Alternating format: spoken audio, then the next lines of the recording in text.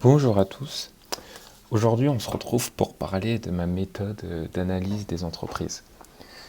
Donc, ça va être une assez courte vidéo. Je vais pas trop m'attarder sur ce que c'est réellement comme le ROCE, la marge nette, la croissance, etc. Euh, Si je vois que ça vous intéresse, j'approfondirai sans doute chacun de ces ratios, de ces éléments.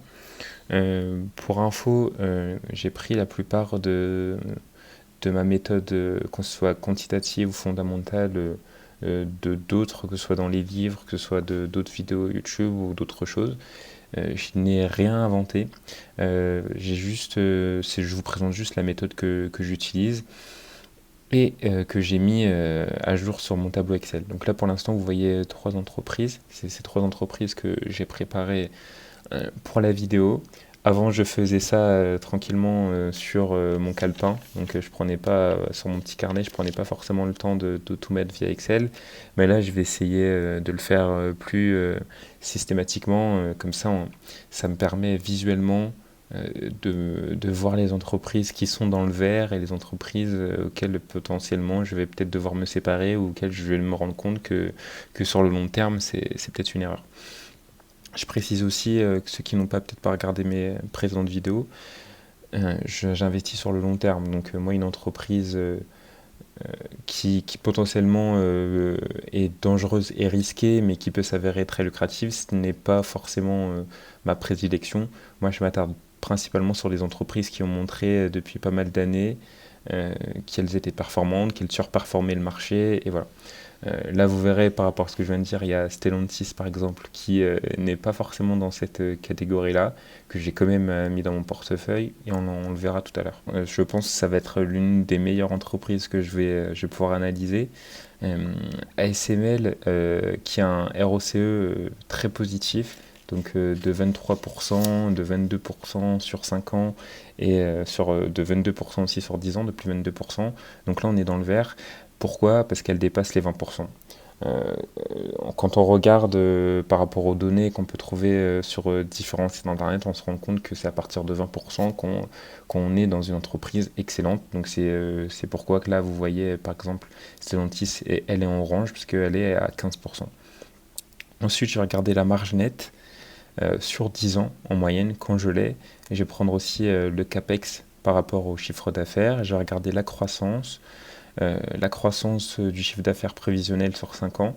Donc quand je mets oui, ça veut dire elle est supérieure, elle s'accroît tous les ans en fait, c'est les prévisions. Donc là oui. FCF, c'est le free cash flow. Donc là, on est sur un free cash flow qui ne fait que augmenter depuis 1 an, 5 ans, 10 ans. Et la croissance de dividendes, donc là aussi, on est sur une croissance de dividendes, même si SML, c'est pas du tout une entreprise qui reverse énormément de dividendes. On le verra comme avec le payout ratio. Donc le payout ratio, c'est le taux de redistribution en pourcentage du bénéfice d'une entreprise. Donc là, à 34%, ça veut dire qu'elle partage 34% de ses bénéfices à ses actionnaire. Donc essentiel, donc oui. Essentiel, ensuite, dans l'analyse fondamentale, on va se demander si les produits sont essentiels. Donc pour moi, oui. Ils sont achetés régulièrement, oui, par ses clients. Vendus à bas prix, non. Pour le coup, SML n'est pas vendu à bas prix. Acheté par une large gamme de clients. Donc non. Si on regarde à SML, c'est principalement quelques clients très importants qui font 80% du chiffre d'affaires de la société. Résistant au changement, oui. Enfin, ouais. Donc là, vous voyez, dans l'analyse fondamentale, c'est des questions qu'on va venir se poser, si elle est appréciée. Euh, Moi, j'ai quand même voulu ajouter la notion d'environnement et la notion de durabilité de l'entreprise. Est-ce qu'elle s'inscrit dans une ambition avec le changement climatique qu'on connaît, etc. C'est des changements qui auront une importance cruciales dans 5, 10, 20 ans, voire qui ont déjà une importance cruciale aujourd'hui. Donc pour moi, c'est important d'investir dans une entreprise, comme je vous l'ai dit, que j'investis sur le long terme, qui a ses idéaux, surtout que ça va avec les miennes. Donc voilà un peu, vous pourrez mettre pause hein, sur les différents éléments. Chacun est libre de mettre les siens. Donc voilà. Ensuite, l'évaluation des prix, dernière information que je vais chercher sur la Focus, sur Morningstar, Value Investing, Simply Wallet. Donc là, vous pourrez peut-être, vous connaissez peut-être d'autres sites qui vous permettent d'évaluer euh, correctement le juste prix d'une entreprise.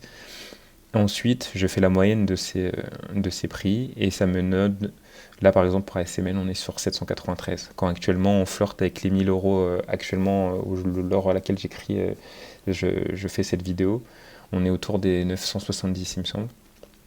Donc chaque point, chaque élément qui est en vert rajoute un point et chaque qui est en rouge, bon bien sûr ici hein, pour les prix je prends que la moyenne pour faire un point négatif qui me rapporte 0 point. Donc là pour ASML par exemple j'obtiens une note de 18. Donc avec la même méthode Stellantis, je vous laisserai si vous êtes intéressé à regarder. Il y a peut-être des données, j'essaie de regarder sur le plus de sites possible pour avoir des éléments qui étaient le plus factuels. Peut-être il y aura des petites erreurs ou voilà, donc n'hésitez pas aussi à faire vos propres recherches, ne pas prendre les éléments que je cite ici. Faites toujours vos propres recherches.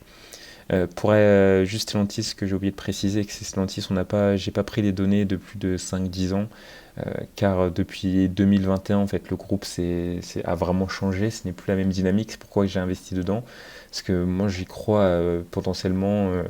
Pour moi, Stellantis a un gros potentiel, surtout avec l'accumulation des voitures électriques, à partir si l'Union européenne maintient vraiment son interdiction dans les années 2030 d'interdire la vente de voitures thermiques, Stellantis a une carte à jouer en Europe. Donc j'ai profité de son faible coût pour en accumuler un petit peu. Donc c'est pour ça qu'ici vous voyez des blancs, donc je ne les ai pas comptés pour effectuer ma note. Donc quand c'est en orange, c'est que je donne 0,5 points pour ma notation. Donc ici on est une note de 14,81 et la même chose pour Schneider électrique. Donc ici on est à 16 sur 20. Ces éléments vous pourrez les trouver sur GuruFocus. Donc là, vous pouvez voir tout un tas de ratios de valorisation, de rentabilité, de croissance, de prix, vraiment tout un tas de données qui sont très intéressantes. Vous pourrez aussi les trouver dans les bilans des entreprises. Très intéressant si vous avez jamais lu un bilan, si vous comptez faire du stock picking, vous êtes vraiment un peu passionné, c'est très intéressant. Ensuite, je trouvais ce site Simply Wallet. Je ne le connaissais pas avant 2 semaines, mais je trouve assez bien. Vous pourrez aussi avoir une évaluation des prix qui est très lisible, donc très intéressant. Après, bien sûr, vous avez Morningstar sur lequel que j'utilise aussi.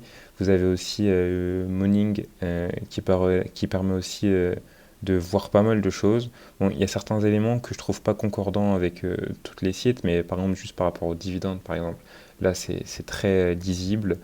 Et ensuite, bien sûr, il y a Zone Bourse que j'aime beaucoup pour trouver toutes vos informations. Là, je suis sur la page d'actualité, mais vous avez vraiment tout, que ce soit les données financières, les graphiques, finances. Réellement, intéressez-vous à certains de ces sites. Prenez le temps pour vous y faire, pour connaître comment ça fonctionne, pour connaître les ratios, etc. Essayer de comprendre. Je ferai peut-être des vidéos sur chaque ratio que je trouve important, que j'ai listé ici. Donc voilà les éléments que je regarde pour m'assurer qu'une entreprise est un bon investissement sur le long terme. Si vous êtes intéressé par d'autres entreprises, n'hésitez pas à les mettre en commentaire. Euh, Moi, j'ai déjà une liste qui m'attend avec les entreprises sur lesquelles j'investis déjà, qui sont listées ici. Si ce tableau Excel, ça vous intéresserait de l'avoir, d'avoir ce principe de notation, bah, n'hésitez pas. Je vais mettre un lien en description. Vous pourrez me donner votre adresse mail et je vous l'enverrai. N'hésitez pas aussi à vous abonner pour me soutenir, à mettre un petit pouce bleu, un petit commentaire sur ma vidéo. Ça me motive. Là, je viens de commencer, donc c'est vrai que c'est assez motivant pour moi. En tout cas, je vous remercie de m'avoir écouté jusqu'ici et à bientôt pour une nouvelle vidéo.